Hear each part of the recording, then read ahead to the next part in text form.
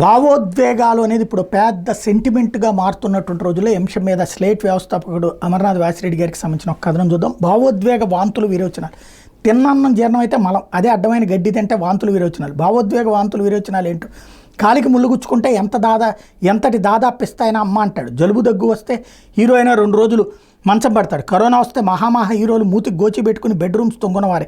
ఇది real life. మరి real life ఇది ఎప్పట్లో మొదలైంది కాదు, కానీ రాను రాను పట్టపగ్గాలు లేకుండా తయారవుతుంది.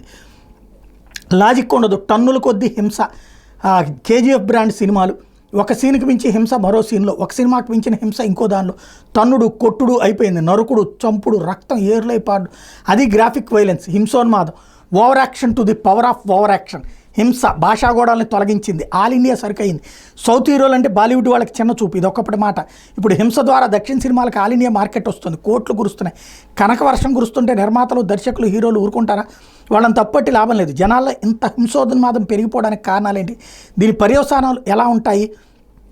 ఒక్కరంటే ఒక్కరు, మీడియా కానీ మేధావులు కానీ దీని మీద దృష్టి సారించట్లేదు.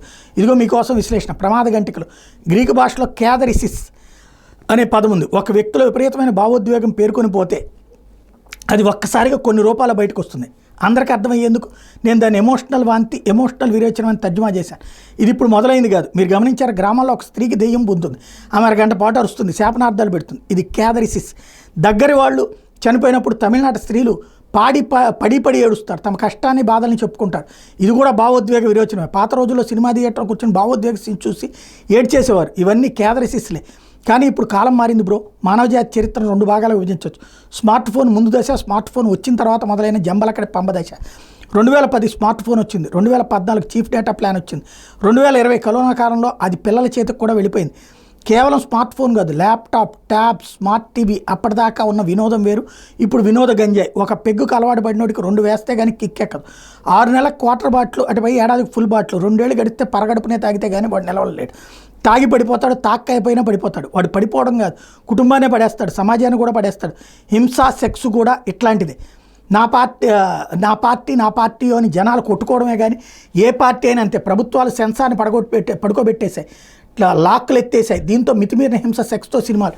మన సినిమా హిట్ కావాలంటే అంతకు మించి డోస్ అవ్వాలి అని ప్రతోడు తయారవుతున్నాడు. ఇందాకే చెప్పినట్టు వాళ్ళని అని ప్రయోజనం లేదు.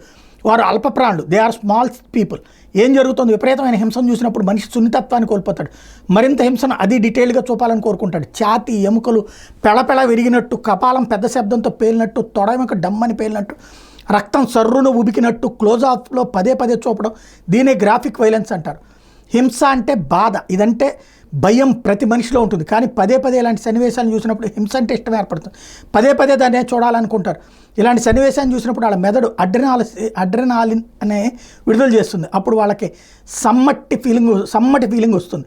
ఫుడ్ బాటిల్ కొట్టినా, చాటాకు గుంజాయి కొట్టినా దాని కిక్కు. ఆ కిక్కు కోసం జనాలు ఏమైనా చేస్తారు. అంత హింస ఎందుకు అనే లాజిక్ వాళ్ళకి అక్కలేదు. క్రిటికల్ థింకింగ్, రీసోనింగ్ స్కిల్స్ చచ్చిపోతాయి. విచక్షణ, ఇంగిత జ్ఞానం మరిచిన వాడు ఉన్మాదవుతాడు. మధ్యప్రాచ్య దేశాల్లో టెర్రరిస్ట్ క్యాంప్స్లో హింసాత్మక వీడియోస్ చూసి పిరికివాడిని కూడా ఉన్మాదిగా మార్చేస్తారు. ఇప్పుడు భారతదేశం మొత్తం ఒక టెర్రరిస్ట్ ట్రైనింగ్ క్యాంప్ అయిపోయింది. విచక్షణ మరిచిన ఉన్మాదులను తయారు చేస్తూ మనం భుజాలు ఎగరేసుకుంటున్నాం. ప్రతి ఒక్కరికి నిజ జీవితంలో ఎన్నో సమస్యలు, చదువు, ఉద్యోగం, డబ్బు, సంసారం. నిజ జీవిత సమస్యలు మర్చిపోవడానికి కుక్కు ఉపకరిస్తోంది. డ్రగ్స్ తీసుకున్న హిప్పీల్లాగా వీళ్ళు ఆనంద డోలికల్లో ఊగులాడతారు. ఇది మానసిక రోగులను తయారు చేస్తుంది. అడ్రినాలిన్ రష్ అయిపోయాక స్ట్రెస్, వ్యాకులత వస్తాయి. అటుపై కార్టిసాల్ వస్తుంది. ఆ మాటకు వస్తే అడ్రినాలిన్స్ కూడా ఇదే బాబు. దీనివల్ల ఊబకాయం, డయాబెటీస్, గుండె వ్యాధులు, బొల్లి చర్మం, థైరాయిడ్ సమస్యలు, జ్ఞాపక శక్తి తగ్గిపోవడం. ఫార్మాసులకు పండగ. ఇది యువతకు ఎక్కువగా ప్రభావితం చేస్తుంది. వాళ్ళు మరింత కిక్కు కోరుకుంటారు. రానున్న రోజుల్లో ప్రతి ఇంట్లో మానసిక, శారీరక రోగుల జాతర. మీ ఇంటి బిడ్డను రక్షించుకోండి. మీరు హింసాత్మక సినిమాలు చూడొద్దు. ఎద్దు ఆవు చేలో మేస్తే దూడలు గట్టుపై వేస్తాయా? పిచ్చి పేరెంట్స్. మీ బిడ్డ హింసాత్మక సినిమాలు చూడాలంటే తొడపాశం పెట్టండి, కెవ్వుమని అరుస్తాడు. చిన్న తొడపాశానికి ఎంత నొప్పి ఉంటే అంతలా కొడితే నరికితే ఎలా అని చెప్పి వాళ్ళలో మహానుభూతి, మానవీయ విలువలు పెంపొందించండి అని సలహా ఇస్తున్నారు.